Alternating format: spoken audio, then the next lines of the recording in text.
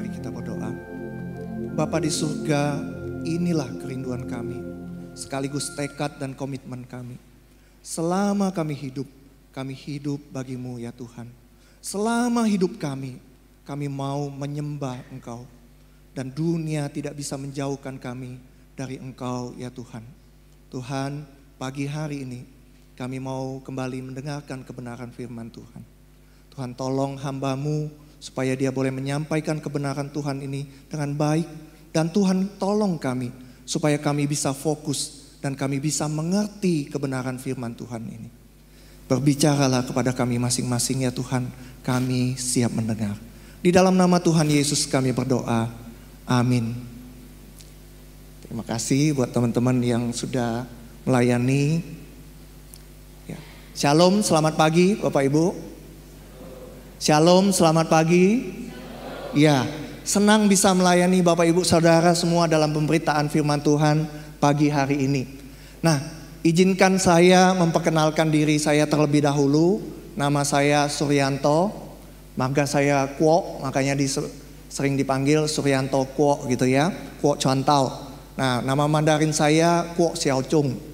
Nah, saya sudah berkeluarga. Ini foto keluarga saya hadir bersama istri dan anak-anak saya. Anak saya yang cewek sekarang kuliah masuk semester 6, yang cowok kelas 3 SMA gitu ya. Nah, usia saya sekarang ini 47 tahun ya. Nah, Bapak Ibu Saudara, saya masuk ke saat itu umur 40 gitu ya. Nah, mungkin ada di antara kalian yang bertanya, kok masuk saat umur 40 gitu ya. Nah, jadi sebenarnya panggilan saya sudah dari 20 tahun yang lalu Bapak Ibu. Tapi saya bandel, saya lari sana sini gitu. Dan saya nggak pergi ya. Selama masa pelarian itu secara ekonomi mungkin saya lumayan. Saya dan adik saya merintis usaha, kami membuka usaha lumayan gitu. Tapi secara rohani saya akui saya jauh sekali daripada Tuhan gitu ya. Banyak hal yang saya lakukan selama masa pelarian itu yang kalau saya ingat saat ini saya malu dan saya sedih. Kenapa saya bisa melakukan hal itu? Saya dan istri hampir bercerai dan keluarga kami hampir hancur berantakan. Ya. Namun puji Tuhan, sekalipun saya melupakan janji saya kepada Tuhan, Tuhan tidak melupakan saya. Gitu ya. Jadi sekalipun saya melupakan janji saya mau pergi jadi hamba Tuhan, tapi Tuhan tidak pernah melupakan saya dan Dia juga tidak pernah meninggalkan saya. Tuhan kemudian memulihkan hidup saya dan memulihkan keluarga kami ya. Menjelang usia 40 itu hidup saya dipulihkan, keluarga saya dipulihkan.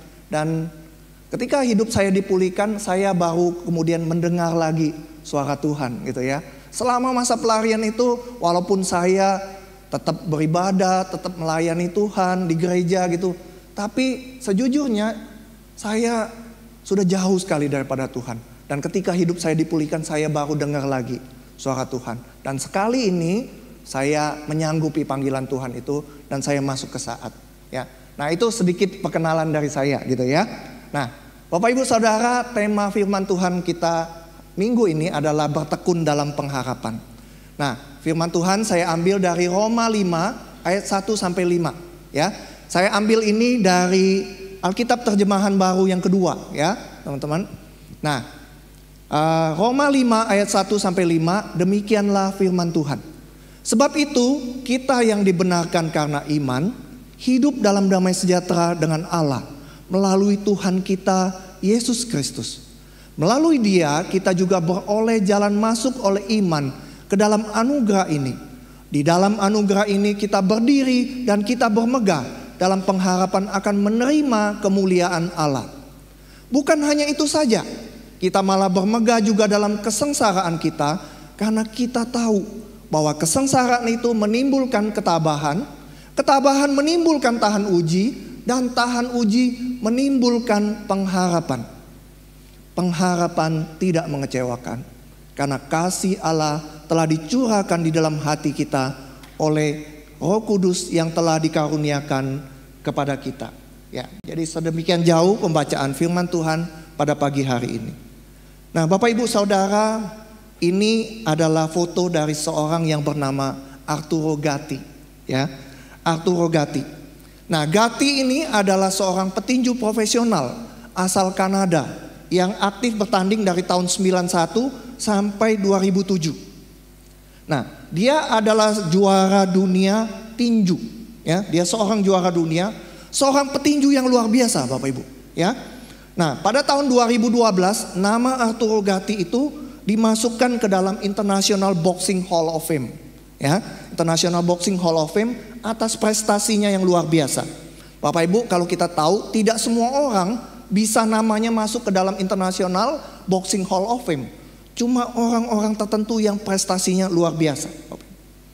Nah, Gatti ini kalau Bapak Ibu lihat di sabuknya itu, ya, dijuluki Arturo Thunder Gatti. Kenapa dia dijuluki Thunder?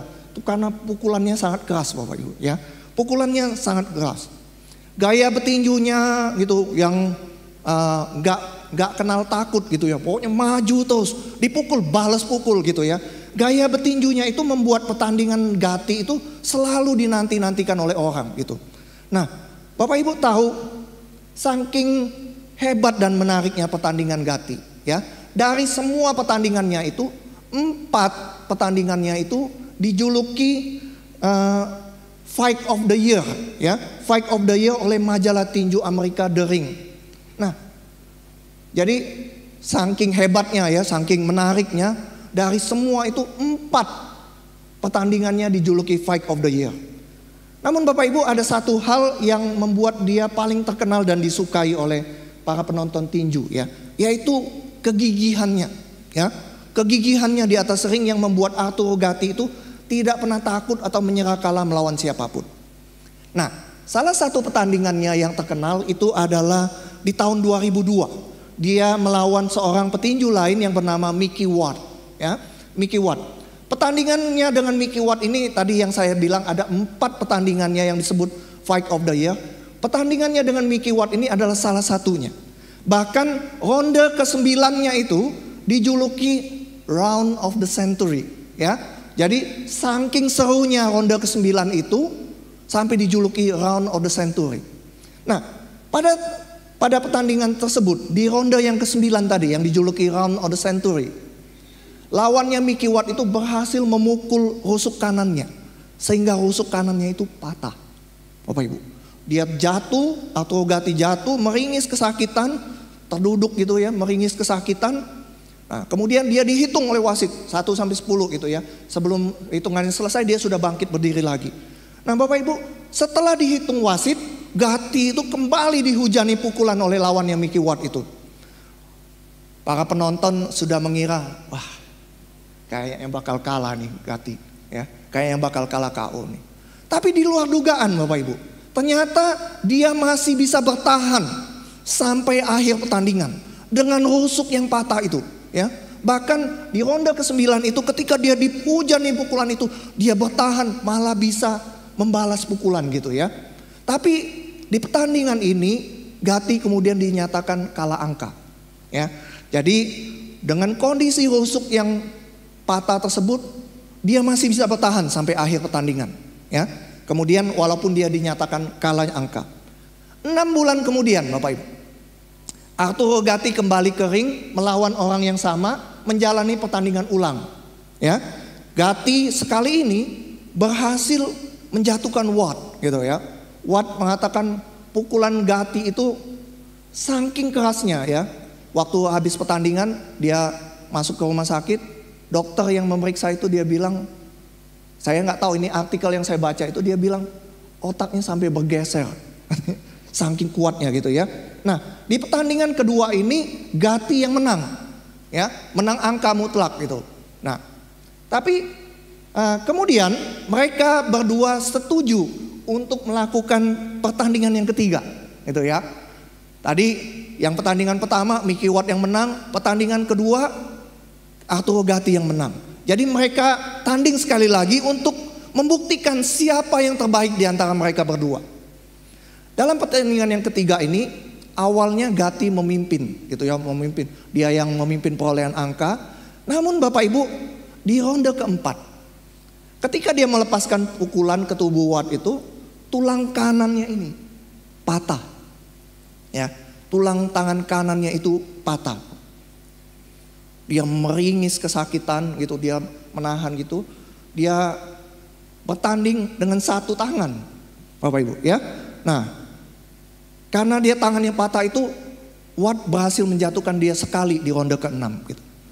Lalu ketika itu pelatihnya bilang, sudahlah, dia bilang, stop. Dia bilang, gak usah lanjutin lagi. Nanti tangan kamu lebih parah lagi, dia bilang. Tapi Bapak Ibu tahu apa yang terjadi kemudian. Gati berkata kepada pelatihnya, oh dia tetap akan meneruskan pertandingannya sampai akhir. Kemudian apa yang dia lakukan? Dia menahan rasa sakit di tangan kanannya yang patah itu dan bertanding sedemikian rupa seakan-akan tangan kanannya itu tidak apa-apa. Bapak Ibu tahu, Gati berhasil memenangkan pertandingan ketiga ini, Bapak Ibu, ya. Nah, kemudian ternyata bukan hanya Gati yang masuk rumah sakit, lawannya juga harus masuk rumah sakit. Pertandingan mereka ini dijuluki Fight of the Decade, ya, saking serunya pertandingan yang ketiga ini. Nah, namun Bapak Ibu, dunia tinju kemudian dikejutkan oleh sebuah berita. Berita kematian Arturo Gatti. Ya. Gatti ditemukan tidak bernyawa di sebuah hotel di Brazil, tempat dia di mana dia dan anak istrinya berlibur. Penyebab kematiannya disebutkan misterius, mencurigakan. Karena penyebab kematiannya mencurigakan itu, istrinya sempat ditahan polisi, Bapak Ibu, ya. Karena polisi mencurigai bahwa istrinya lah yang membunuh Arturo Gatti, Bapak Ibu. Namun setelah otopsi dilakukan terhadap Gatti, polisi kemudian melepaskan istrinya. Bapak Ibu tahu apa penyebab kematiannya? Gatti dinyatakan mati karena bunuh diri. Bapak Ibu, keluarga, orang-orang sekitarnya, penggemar, semuanya tidak percaya gitu kalau Gatti itu bunuh diri. Terlebih lagi Mickey Ward ini, lawan bertandingnya 3 kali, yang setelah pertandingan ketiga itu jadi sahabat karibnya, Bapak Ibu, ya. Mereka semua berkata bahwa tidak mungkin seorang Gatti itu bunuh diri. Gatti itu adalah seorang petarung, pejuang yang sangat hebat. Tidak mungkin dia mengakhiri hidupnya dengan bunuh diri. Tidak ada orang yang percaya bahwa Gatti melakukan bunuh diri. Akan tetapi Bapak Ibu, istrinya dalam sebuah wawancara berkata bahwa setelah dia mundur dari tinju, Gatti lari ke minuman keras dan obat-obatan. Dia kerap berpesta dan mabuk berat. Saya pikir mungkin karena hidupnya yang keras dan luka-luka yang didapatnya selama bertanding itu membuat dia melarikan diri ke minuman keras. Mereka berdua sering saling bertengkar gitu. Bapak Ibu tahu, malam sebelum Gatti melakukan bunuh diri itu, dia dan istrinya itu bertengkar hebat. Di tengah-tengah umum, Gatti itu memukuli istrinya, kemudian dibanting sama dia. Orang-orang yang hendak melerainya dihajar juga sama dia, dan akhirnya Gatti juga dipukulin rame-rame. Malam itu Bapak Ibu, dia pulang ke rumah, lalu dia menggantung dirinya.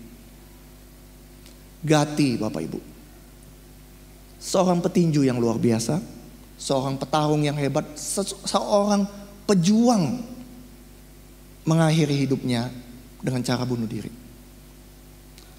Bapak Ibu, kita juga akhir-akhir ini sering dikejutkan dengan berita-berita yang menyedihkan. Beberapa waktu yang lalu, kalau Bapak Ibu mengikuti, ada seorang ayah membunuh 4 orang anaknya. Lalu kemudian dia berusaha bunuh diri, tapi gagal. Bapak Ibu, hati saya ketika membaca berita ini, melihat fotonya,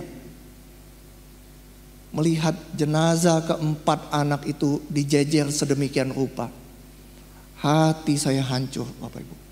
Membayangkan kalau misalnya anak saya yang seperti itu.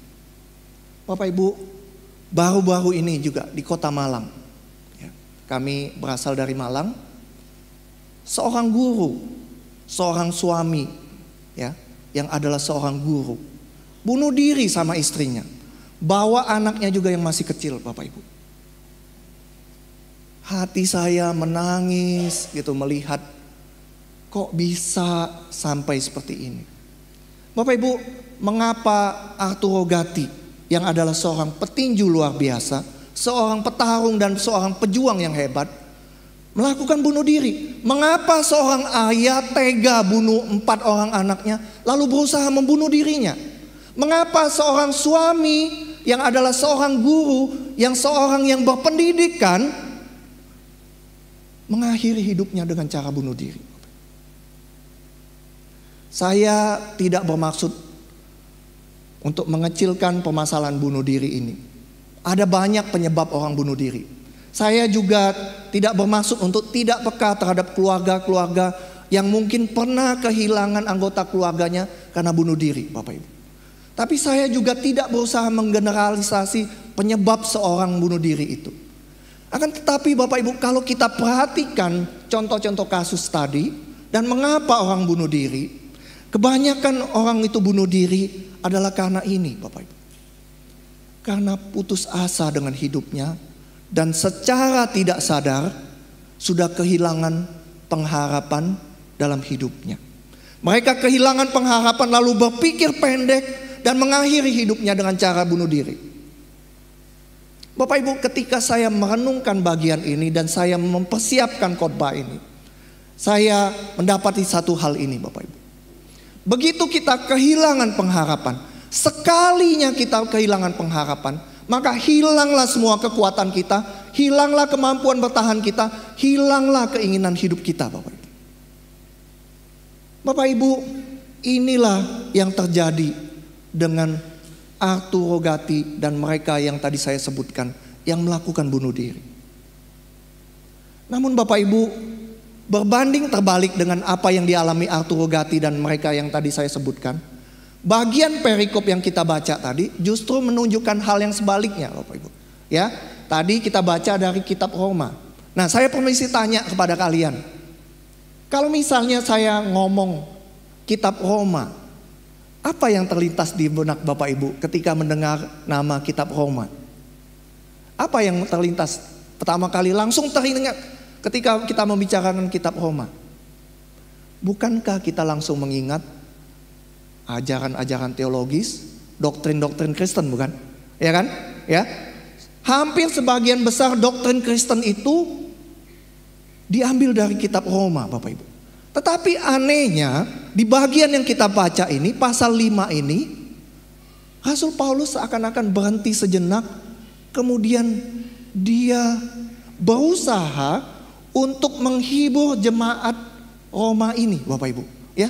Dia berhenti sejenak menjelaskan itu, lalu dia berusaha menghibur jemaat kota Roma ini. Nah Bapak Ibu, siapa jemaat Roma ini? Mengapa Paulus berusaha menghibur mereka? Dan apa yang sedang mereka alami sehingga Rasul Paulus itu berusaha menghibur mereka? Nah, kita memang tidak bisa tahu dari kitab Romanya sendiri, tetapi dari kitab-kitab lain dan dari pemahaman sejarah, kita mengerti sebenarnya siapa sih jemaat Roma ini. Nah Bapak Ibu, Kisah Rasul 8 ayat 1 itu berkata begini. Pada waktu itu mulailah penganiayaan yang hebat terhadap jemaat di Yerusalem. Mereka semua kecuali rasul-rasul tersebar ke seluruh daerah Yudea dan Samaria. Bapak Ibu, jemaat kota Roma itu sebenarnya adalah jemaat di Yerusalem. Ya, karena setelah Pentakosta itu orang-orang Kristen itu ditindas oleh para imam kepala, orang Farisi dan orang-orang Yahudi garis keras. Mereka seperti yang digambarkan ini. Mereka datang ke rumah-rumah, menangkapi orang Kristen, membawa orang Kristen itu ke penjara untuk dihukum, disiksa dan dianiaya, Bapak Ibu. Tadi kisah Rasul itu mengatakan karena penyiksaan itu mereka keluar dari Yerusalem, tersebar ke seluruh Israel, ke Yudea dan Samaria. Nah, lalu apa lagi? Kisah Rasul 11 mengatakan gini, sementara itu banyak saudara-saudara telah tersebar karena penganiayaan yang timbul sesudah Stefanus dihukum mati. Mereka tersebar sampai ke Fenisia, Siprus dan Antioquia.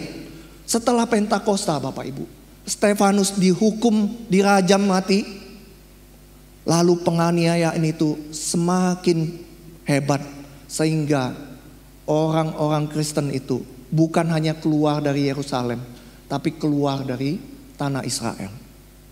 Mereka pertamanya ditindas di Yerusalem, keluar ke Yudea Samaria, kemudian ditindas lagi, mereka keluar Israel, dan sebagian besar itu, sebagian dari mereka yang ditindas itu, sampailah mereka di kota Roma, Bapak Ibu. Tapi sampai di kota Roma ternyata juga nggak lebih baik. Mereka datang sebagai perantauan yang miskin, mereka dikucilkan, mereka dianggap aneh. Gitu. Ketika mereka melakukan perjamuan kudus, mereka itu dicap sebagai kanibal. Karena dibilang inilah darah dan tubuh Kristus. Jadi mereka itu dianggap aneh dan dianggap orang-orang kanibal, Bapak Ibu. Nah, itu yang terjadi dengan orang-orang atau jemaat di kota Roma itu. Mereka mengalami tantangan dan penindasan yang begitu luar biasa. Bukan hanya itu saja. Ketika di Roma, ya, ini sejarah mencatat. Ketika di tahun 64, kota Roma itu terbakar, Bapak Ibu. Dan ya, dicurigai pemimpin Romawi waktu itu, yaitu Kaisar Nero. Dialah yang membakar kota Roma itu, ya. Jadi ini seorang artis atau seniman berusaha menggambarkan kejadian waktu itu, ya. Kota Roma terbakar, tapi apa yang dilakukan oleh Kaisar Nero ini? Dia menyalahkan orang-orang Israel, orang-orang Kristen, ya. Mereka disalahkan atas perbuatan membakar kota Roma itu, sehingga mereka, Bapak Ibu, mengalami penganiayaan yang luar biasa. Bapak Ibu tahu apa yang mereka alami? Orang-orang Kristen mula-mula itu, ditusuk dari bawah sampai ke atas dengan tombak. Bapak Ibu lihat ini foto ini. Kalau di sebelah kanan itu Bapak Ibu lihat ada yang diikat itu. Itu orang-orang Kristen yang ditangkap oleh Kaisar Nero, Bapak Ibu. Apa yang dia lakukan? Bapak Ibu, orang-orang Kristen itu dijadikan obor pada waktu malam hari. Ya, mereka diikat, kemudian dibaluri minyak dan dibakar untuk menerangi kota Roma di waktu malam. Bukan hanya itu saja, sebagian lagi. Kalau kita lihat nonton film Gladiator, kita lihat kan orang diadu di dalam stadion. Sebagian lagi orang Kristen itu dibawa, dilempar ke stadion, diadu dengan para gladiator, diadu dengan binatang buas. Itu yang terjadi dengan orang Kristen di kota Roma. Itulah sebabnya kenapa Rasul Paulus di bagian Roma 5 ini berusaha menghibur orang-orang Kristen itu. Nah, namun Bapak Ibu perhatikan ya, orang-orang Kristen itu penderitaannya luar biasa. Tapi justru di tengah-tengah penindasan dan penganiayaan yang mereka alami itu, sejarah juga mencatat bahwa orang Kristen itu bertambah banyak di kota Roma, ya.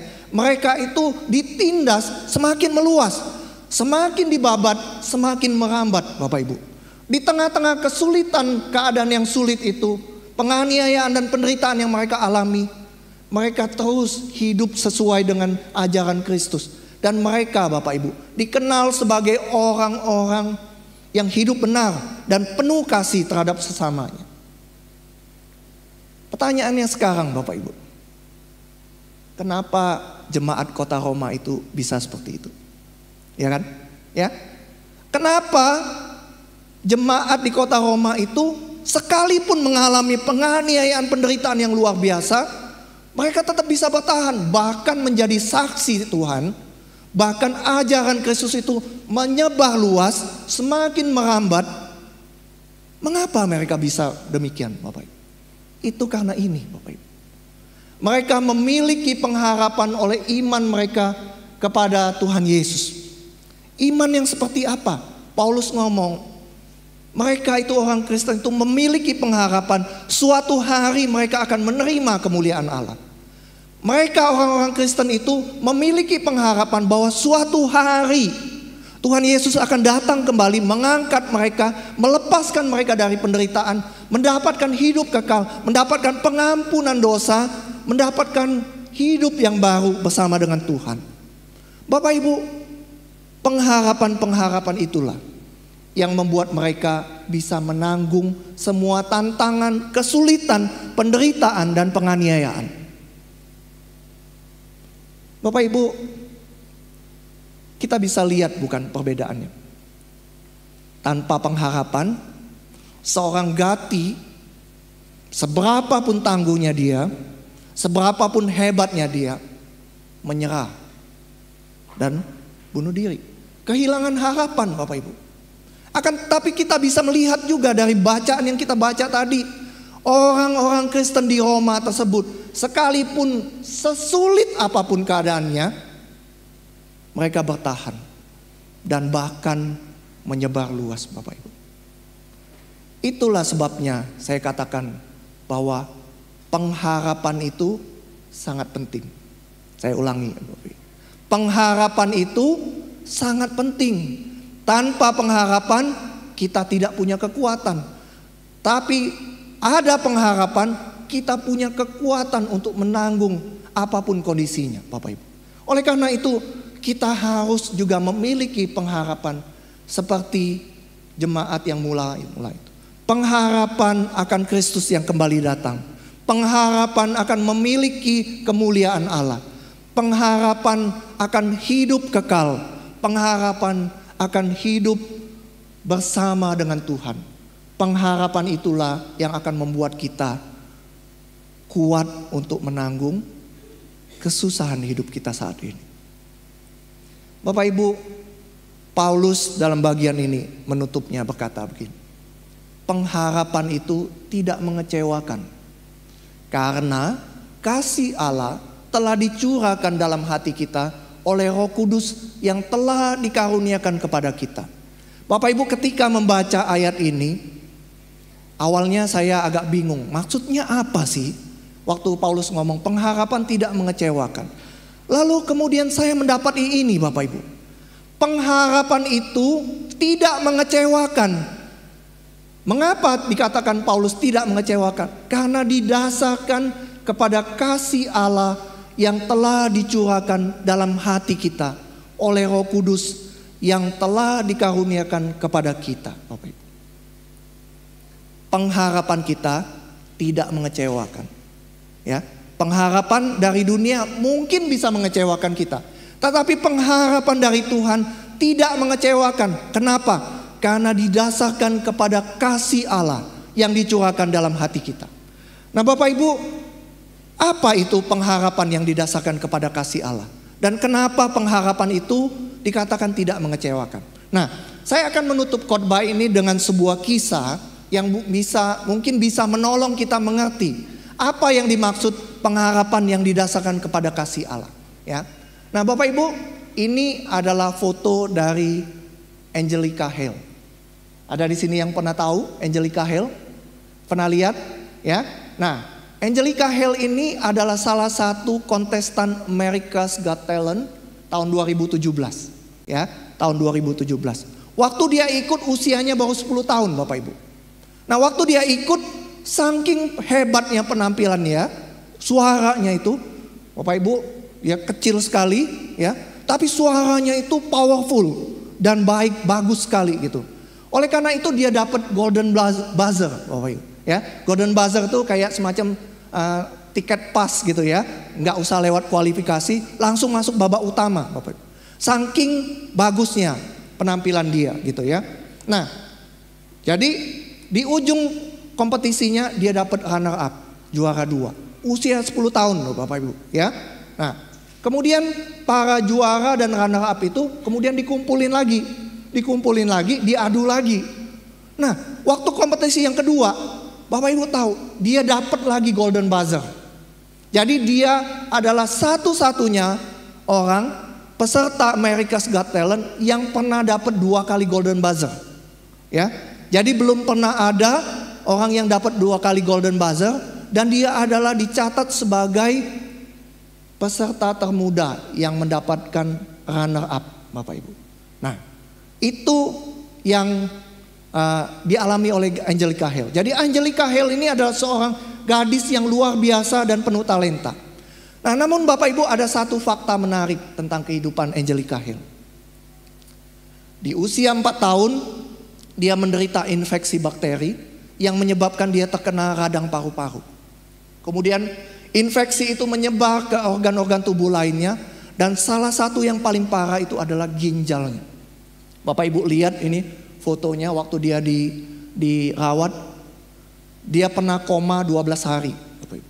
Dan total 80 hari dirawat di rumah sakit, Bapak Ibu. Ya, total 80 hari. Lihat itu selangnya sudah sama, semuanya banyak sekali di wajah dan di tubuhnya gitu, Bapak Ibu. Nah, tapi Bapak Ibu tahu apa yang menyelamatkan hidup Angelica Hale sehingga dia kemudian bisa terus hidup. Usia 10 dia ikut kompetisi, juara 2. Kemudian masuk remaja, dia ikut lagi kompetisi yang kedua, dapat Golden Buzzer lagi.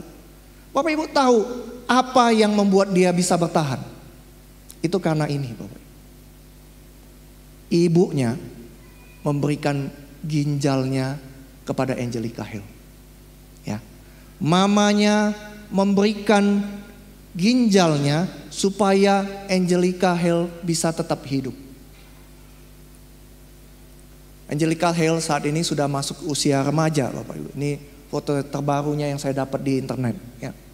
Nah, Bapak Ibu, ketika saya mendengar kisah Angelica Hale ini, ketika saya membaca cerita tentang dia ini, pikiran saya lalu kemudian membayangkan, bukankah seperti itu juga hidup kita di hadapan Tuhan, ya? Nah, Bapak Ibu, saya mengajak Bapak Ibu untuk membayangkan, ya. Suatu kali Angelica Hale ini datang kepada mamanya, ya. Kita tahu sekarang lagi keluar iPhone 15 yang terbaru, ya. Bayangkan Bapak Ibu, kalau suatu hari Angelica Hale itu datang ke mamanya, kemudian berkata kepada mamanya, "Ma, boleh nggak beliin aku iPhone yang terbaru, iPhone 15?" Ya, dia ngomong gitu dengan mamanya. Lalu mamanya bilang, "Enggak," dia bilang, "itu HP kamu masih bagus, ngapain beli yang baru? Enggak usah, mama enggak mau, mama enggak setuju kamu beli iPhone yang baru."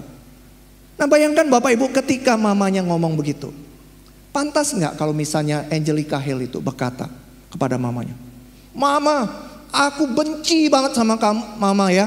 Mama, masa aku minta iPhone aja mama enggak kasih gitu. Aku benci sekali dengan mama." Pantas gak Bapak Ibu kalau Angelica Hale ngomong begitu kepada mamanya? Pantas gak kira-kira? Layak gak kalau dia ngomong seperti itu? Nah, Bapak Ibu, tentu saja tidak pantas, bukan? Kenapa saya katakan demikian? Itu karena mamanya sudah berkorban sedemikian rupa. Ginjalnya diberikan kepada Angelica Hale supaya dia tetap bisa hidup. Untuk membuktikan kasihnya, mamanya sudah berikan ginjalnya. Istilahnya ginjalnya saja sudah diberikan, yang lain apa artinya? Benar bukan? Ya, ginjalnya aja sudah diberikan. Masakan untuk iPhone aja kemudian Angelica Hale marah-marah kepada mamanya. Gak pantas, bukan? Nah, Bapak Ibu, seperti itu juga pengharapan kita kepada Tuhan. Pengharapan kita kepada Tuhan itu tidak mengecewakan. Kenapa tidak mengecewakan? Karena pengharapan itu didasarkan kepada kasih Allah. Kasih Allah yang seperti apa, Bapak Ibu? Di atas kayu salib di bukit Golgota itu, Tuhan Yesus berseru minta tolong. "Allahku, Allahku, mengapa engkau meninggalkan aku?" Ketika Tuhan Yesus berkata demikian, berseru, berteriak kepada Allah Bapa. Sebenarnya Allah Bapa dihadapkan kepada suatu pilihan. Tolong anaknya atau tolong kita, manusia yang berdosa. Tolong anaknya yang berteriak minta tolong kesakitan, menderita di atas kayu salib, atau menolong kita, orang-orang berdosa yang tidak layak. Bapak Ibu sudah tahu bukan apa yang Allah Bapa lakukan? Dia merelakan anaknya mati di atas kayu salib, menggantikan kita, menebus dosa kita. Bapak Ibu, pengharapan kita tidak mengecewakan, karena berdasarkan kasih yang dikatakan firman Tuhan, Ia yang tidak menyayangkan anaknya sendiri, tetapi yang menyerahkannya bagi kita semua. Bapak Ibu, pengharapan kita tidak mengecewakan, karena berdasarkan kasih Allah yang firman Tuhan katakan, karena begitu besar kasih Allah akan dunia ini, sehingga Ia telah mengaruniakan anaknya yang tunggal, supaya setiap orang yang percaya kepadanya tidak binasa, melainkan beroleh hidup yang kekal. Pengharapan kita tidak akan mengecewakan, karena didasarkan kepada kasih Allah yang mengangkat kita. Orang-orang yang menyebabkan anaknya disalib tadi,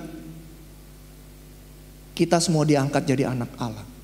Bahkan dikatakan firman Tuhan, kita bukan hanya diangkat anak, tapi kita juga diangkat menjadi ahli-ahli waris Allah. Bapak Ibu, itulah sebabnya Paulus berkata, pengharapan kita tidak akan mengecewakan.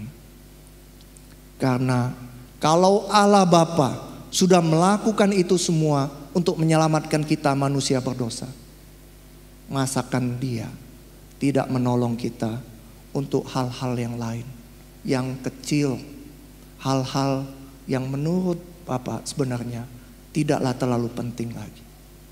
Bapak Ibu, itulah sebabnya kita harus bertekun dalam pengharapan, karena pengharapan itulah yang menolong kita bisa bertahan di dalam hidup ini. Ya. Tuhan memberkati kita semua. Mari kita masuk dalam sikap doa. Saya boleh minta pemusik untuk mengiringi kita dengan sebuah lagu yang lembut. Kita akan masuk di dalam sikap doa. Kita merenungkan kasih Allah itu di hadapan Tuhan.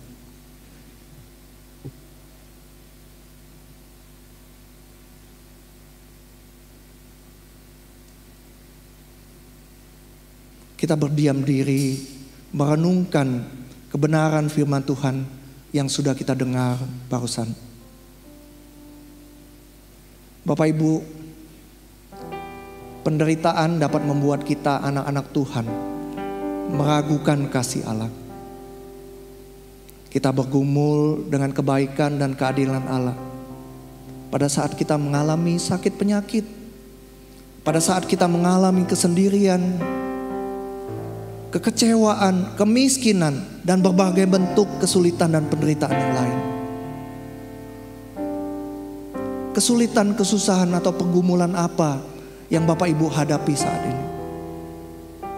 Apa masalah Bapak Ibu saat ini? Masalah keuangan, masalah kesehatan, masalah keluarga, masalah pekerjaan, pasangan hidup, masa depan. Apakah saat ini Bapak Ibu merasa sudah tidak sanggup lagi dan mau menyerah? Apakah Bapak Ibu Saudara sempat terpikir seperti cerita yang tadi saya katakan, sempat terpikir untuk bunuh diri? Bapak Ibu, dengarkanlah firman Tuhan.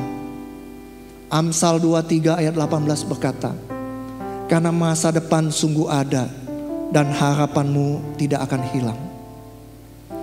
Berharaplah kepada Tuhan. Bertekunlah dalam pengharapan itu Bapak Ibu.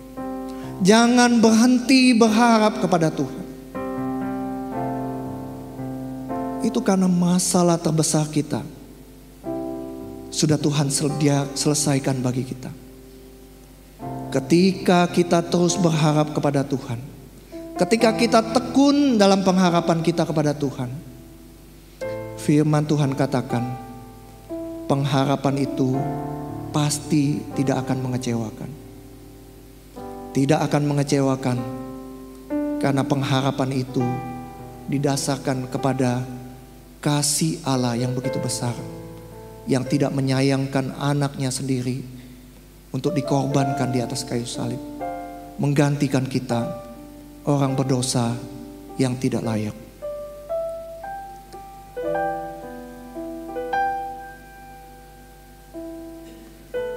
Bapak Ibu, maukah Bapak Ibu di pagi hari ini menaruh pengharapan Bapak Ibu itu kepada Tuhan Yesus? Maukah Bapak Ibu menaruh pengharapan Bapak Ibu kepada Tuhan Yesus? Kalau Bapak Ibu mau, saya mengundang Bapak Ibu untuk menaruh tangan kanan Bapak Ibu di dada kiri. Taruhlah tangan kanan Bapak Ibu di dada kiri. Saya akan berdoa bagi Bapak Ibu.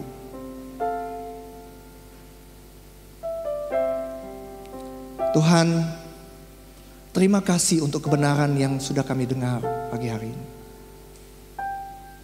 Terima kasih ya Tuhan.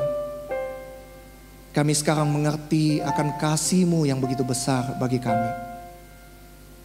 Engkau yang tidak menyayangkan anak-Mu sendiri untuk mati di atas kayu salib, menggantikan kami, orang-orang yang tidak layak, orang-orang yang terus-menerus membuat Engkau sedih, orang-orang yang tidak layak sebenarnya untuk Engkau angkat menjadi anak-anak-Mu.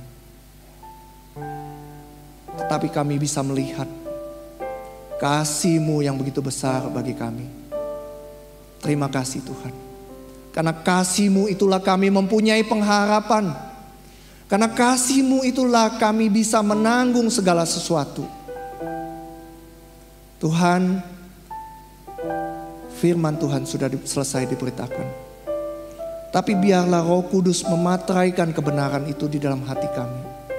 Roh Kudus yang menolong kami senantiasa memiliki pengharapan, bertekun dalam pengharapan. Dan pengharapan itu firman Tuhan katakan tidak akan mengecewakan, karena didasarkan kepada kasih-Mu yang begitu besar. Tuhan tolong kami. Terima kasih Tuhan. Kami menyerahkan hidup setiap kami ke dalam tangan-Mu. Di dalam nama Tuhan Yesus kami berdoa. Amin. Saya mengembalikan kepada liturgos.